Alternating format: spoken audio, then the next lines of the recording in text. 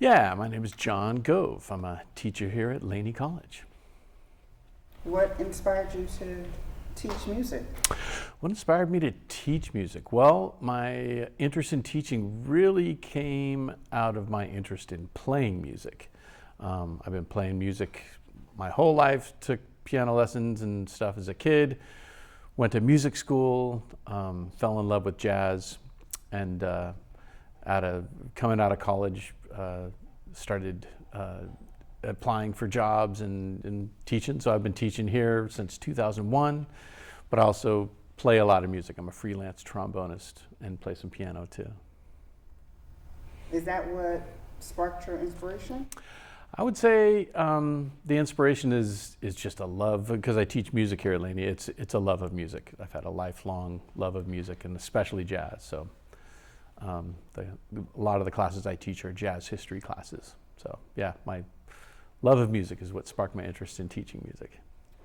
What is one message you would give your fans? One message I would give my fans, I would say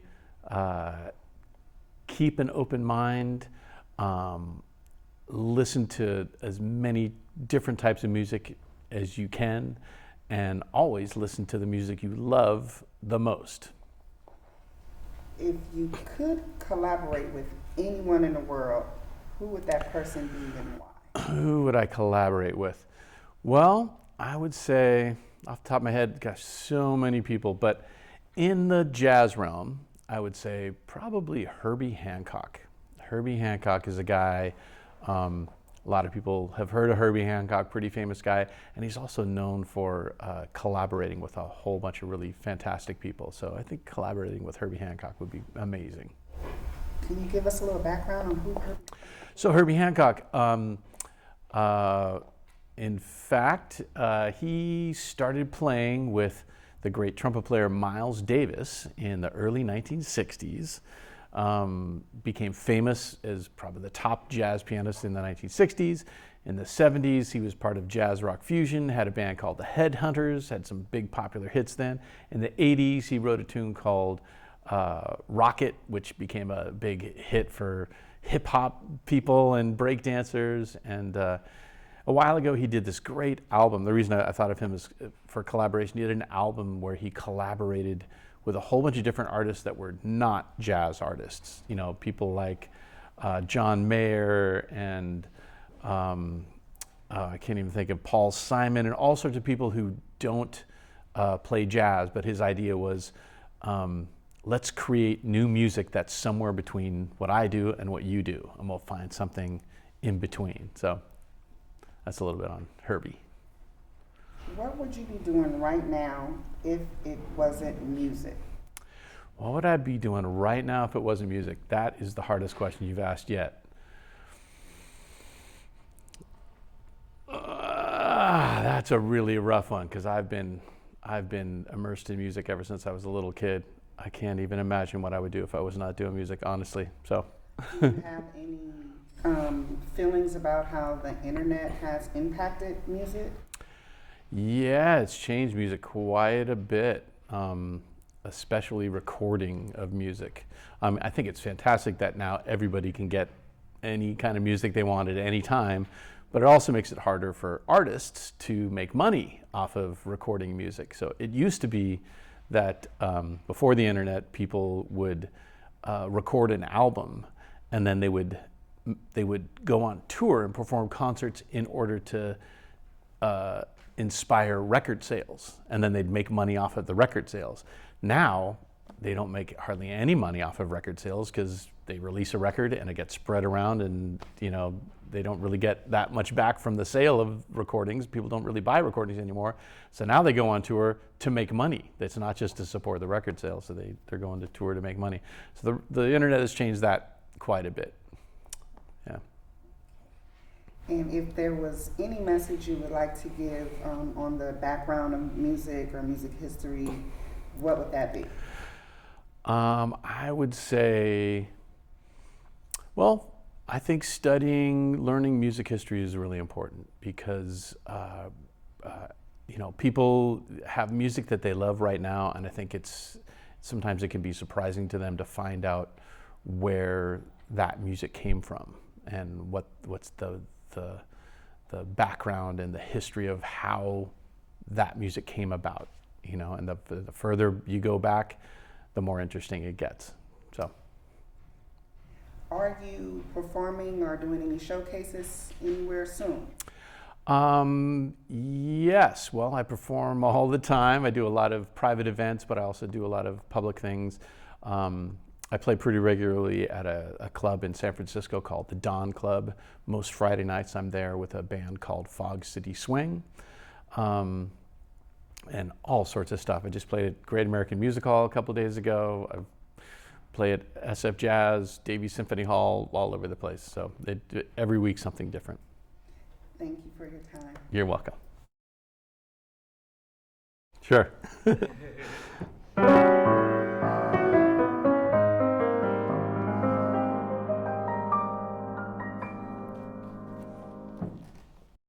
My artist name is Dominique. I'm from the Bay Area and I'm 23. All right. What first got you into music?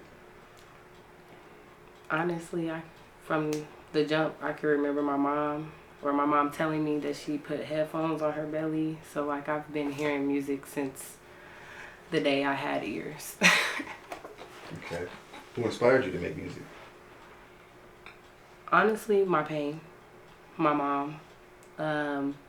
Just being around music since I can remember, honestly, it's just the drive. Yeah, that's my inspiration behind it. Okay. How would you describe the music that you typically create? The music I typically create it comes from my heart, most definitely. The best music or the best songs that I've written, even if it's only a couple, have been just from life experiences, things that I've went through, things that I've had to overcome, and I just put my heart into it. Gotcha. Who would you most like to collaborate with? Honestly, Erykah Badu. Love Erykah Badu. Ari Lennox. A lot of different neo-soul artists. Giveon. Beyonce. Different people like Patti LaBelle. The list goes on and on, honestly. Got it. If you could open a show for any artist, who would it be? Right now, Summer Walker. I would most definitely open a show for Summer Walker. Just because we have a lot of the same vibe, a lot of the same keys and ranges, so most definitely Summer. What is one message you would give your fans? To my fans, thank you for supporting me, because I don't give it my all. I'm going to be honest. I don't give it my all in everything that I'm supposed to, but the people that support me and the fans that I do have, the love is very much mutual, and when I get my head in the game, stay. It's going to be something. It's going to be something big. Okay. What's next for you? Next is honestly reflecting. It's a lot of reflection. So whatever lyrics come to mind, whatever I write, whatever I put the energy into, it's going to be all on reflection. Reflecting back on memories, lessons. Honestly, yeah, that's what's coming up next. So maybe some music. Okay. Cool. You good? Last question. How does music make you feel? All right. How does music make you feel? Music makes me feel love, because when I'm happy, when I'm sad, when I'm excited, any of that, I feel love from music, and that's all I've ever felt from music. I think that's why I love it so much, because the love in it, most definitely. So I'm thinking, yeah, that's how I feel about music. That's how music makes me feel. Tap into the love. Dajae, I'm 25 years old, from the Bay Area. All right. So my first question for you is going to be, what got you into music? Nothing in particular, just I love the sound, love everything about music. You know, I need it. I feel like a lot of people need it, so something that dragged me in. And like, what's the inspiration behind that, or who is the inspiration behind it? It's a lot of artists. Maybe even my grandfather got me into it. He told me one day I'll be making music, so something that just happened. That's great. If you can give a description of the music that you typically create, what would it be? Music that try to get stuck in your head. That's like my main goal. Like harmonies, melodies, things like that. So something that you can have fun with, vibe to. More so impactful. Mm-hmm. If you could open up a show for any artist, who would it be? Drake, Chris Brown, Beyonce. All headliners for sure. Mm-hmm. And who would you most want to collaborate with? Them same artists. Chris Brown for sure. I love the Chris Brown collab, multiple songs. All the OGs, people I can learn from and have fun with. Okay. And what's a message that you would like to give to your fans? I got a lot of new stuff on the way. My grandfather was an OG, you know. He was a good dude, good man. I loved him. He listened to like older artists like, you know, Biggie and stuff like that, you know, real like OG stuff, I would say, Snoop Dogg, you know what I'm saying? His influence on me and my music, he saw me like just being a kid and singing and the songs that was on the radio, but I was word for word, and he was like, okay, you got a passion for it, you're going to do something with music, I can see that in you. So from that point on, that vision, that image that he told me, I didn't see it at the time, but now I hold it dear to my heart and I see it. That'd be my inner statement. Are you actually excited for the music that you have coming out? Always. That's my favorite part of making music, for people to hear it. It's not me creating it or performing it or even doing visuals for it. It's when I press the release button for people to hear it. That's my favorite part. So yeah, I'm always excited for that. And one of my following up questions for you is, how does music make you feel? Man, music makes me feel just like anyone else, any other listener. We're all listeners at the end of the day. Whether you create the music or you don't. It makes me feel, when I create it, makes me feel good, excited. I love the process of watching the process of making music. So I feel good. But it depends on the song, you know. Like I said, if you're making a sad song, you might feel sad. If you're making a happy party dance song, you'll feel that. So that's what's so special about music. You can feel every element that the artist is trying to make. So just same like you, as viewers, listeners, people that study the game, I feel the same exactly as you do. She said she ballin' on me, she put that ball up on me.